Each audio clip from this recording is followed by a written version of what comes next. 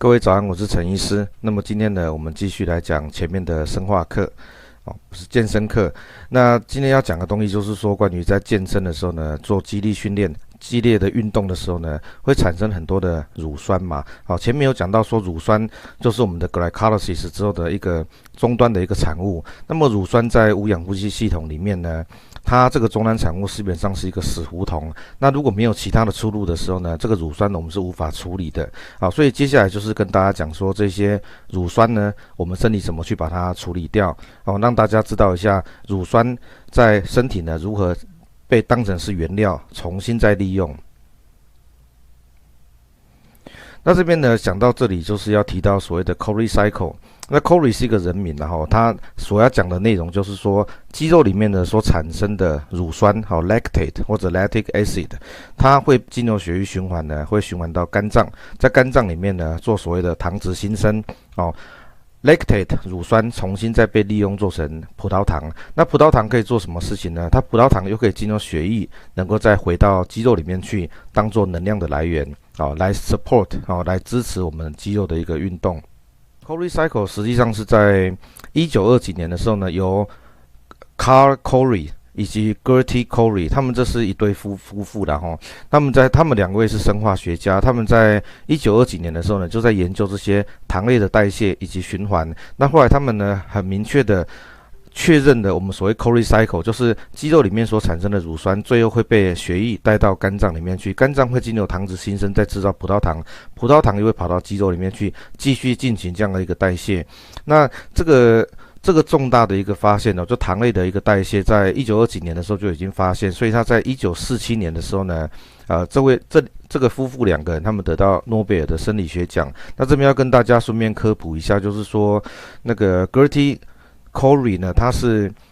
全世界第一个拿到诺贝尔奖的女性科学家，女性的生化学家，这个是让大家知道一下，这是很伟大的一个科学家。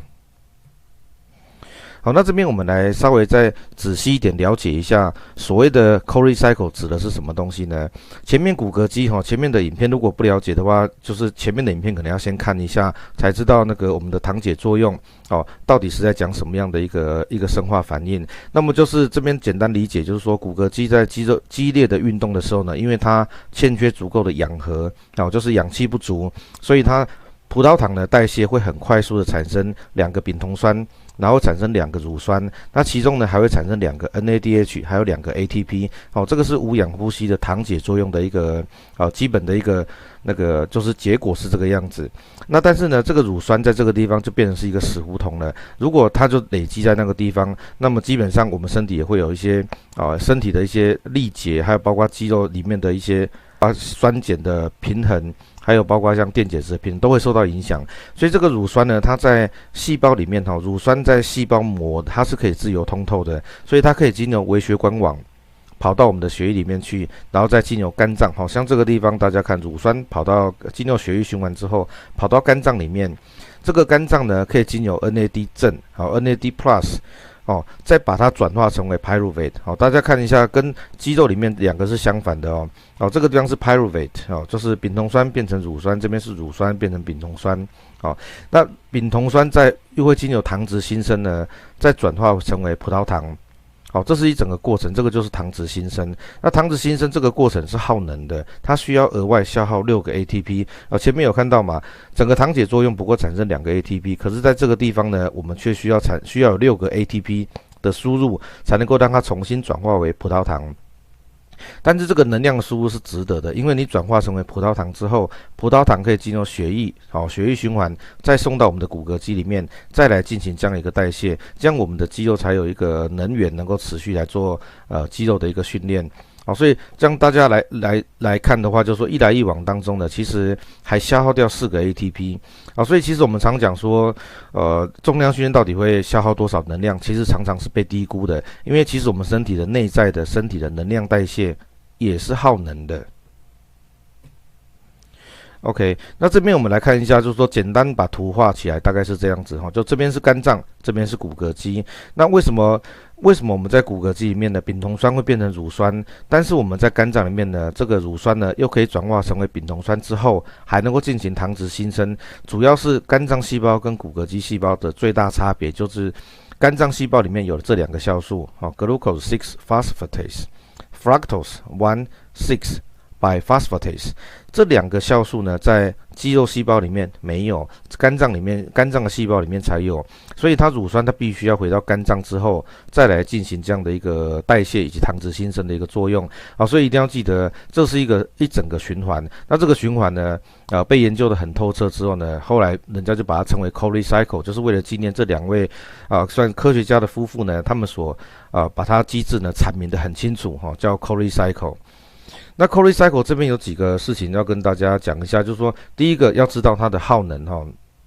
糖解作用产生2个 ATP， 肝脏这个地方要输入6个 ATP， 整个过程呢是耗能的。第二件事情就是糖质新生只发生在肝脏不会发生在骨骼肌那再来就是说 lactate 的乳酸它是可以自由的通透到那个我们的血液里面去，可以通过细胞膜到血液里面去，所以你应该可以理解得到，如果说你的肌肉的微血管网比较丰富的话，就是我们有血管新生刺激的时候，训练的时候会导致局部缺氧嘛，局部缺氧会诱使我们的血管新生，血管新生就可以让这个乳酸的排除的效率呢能够变得更好。这样应该可以理解了这个也可以解释为什么很多人常常讲说，比如说你今天假设练重量训练完之后比如说腿练完之后腿很酸嘛，那很酸之后呢，你再去走个跑步机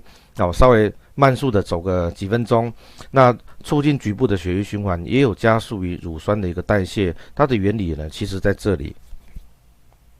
我应该讲说原理之一啦不是全部的原理，但是这是原理之一。OK， 所以 Cori Cycle 要记得并不是只是肝脏把乳酸把它处理掉而已要记得就是说乳酸处理掉之后变成丙酮酸，丙酮酸还会变成葡萄糖，所以葡萄糖还会再回到肌肉里面这是一整个循环所以肝脏并不是把它当成是处理乳酸的，应该把它当成是一整个循环，那这样才能够身体能够循环利用这样的一个能源所以乳酸我们也不能把它当成是一个代谢的废物，理论上乳酸它其实还是可以在后续的身体还是能够把它当成是制造产生能量的一个原料这样大概理解是一整个循环那这个循环呢，它有很多的名称并不是只是叫 Cori Cycle， 有些书上会写说这个叫做 Lactic Acid Cycle， 或者叫 Glucose Lactate Cycle其实意思呢都一样，就是讲这样子的一个循环。那这边也要特别跟大家讲一下，就是说因为这个循环的存在，肝脏扮演着一个很重要的角色，那所以呢，如果说你今天假设喜欢喝酒，肝脏不好，有肝硬化，或者说太过于肥胖导致脂肪肝，你的这样的一个机制呢就会变差那很多人在问说，到底身体假设运动之后产生乳酸，到底有多少比例很确切的是由肝脏来把它代谢掉，进入这样糖质新生去做循环呢？有些的研究里面呢，早期的研究看起来将近70-80%，可是后来的研究呢，有一些研究会低到20%左右，所以到底确切有多少？我想可能跟每个人的身体状况，还有你做训练的一个代谢的状况、血液循环的状况、微血管网供应的丰富的程度呢，可能都有相关。但是大家要知道，就是说它不一定很高，但是它的比重不可以被忽视掉这是一个身体很重要的一个机制。那么讲到这边，就是很多人问说，那这样子就讲得很完全了吗？当然不是，因为这些生化的机制在人体面把它摊开来，那个机制很复杂你看这个地方我们讲的 Cori Cycle 嘛，就这样子而已吗？ Pyruvate 直接就是我们丙酮酸就变成乳酸，乳酸再变丙酮酸，就这样子而已吗？其实没有啊，你看看，如果说你今天把其他的机制在一起加入进来，你会发现说还有其他的机制呢，在进行身体的这些能量的一个转化，好像比如说这个还有一个 Glucose Alanine Cycle这边还有一个 transamination Pyruvate 丙酮酸还会变成另外一个氨基酸变成 alanine这样又会形成另外一个循环所以这些生化的反应是要跟大家讲，是说陈医师的目的并不是上生化课让大家讲得很清楚，了解所有的生化机转，而是要跟大家扼要的解释说这些机转在我们运动还有在健身的时候它的重要性在哪里。那这也可以解释说为什么平常我们需要保养我们的肝脏，不要多喝酒，那不要过度肥胖，不要有脂肪肝，因为这些都会影响到身体的代谢的一个机能。今天就简单跟大家讲一下所谓的 Cori Cycle， 还有我们身体制造了乳酸之后它它的最终的去数，让大家知道一下整个循环的过程，好吧？今天就先介绍到这边，拜拜。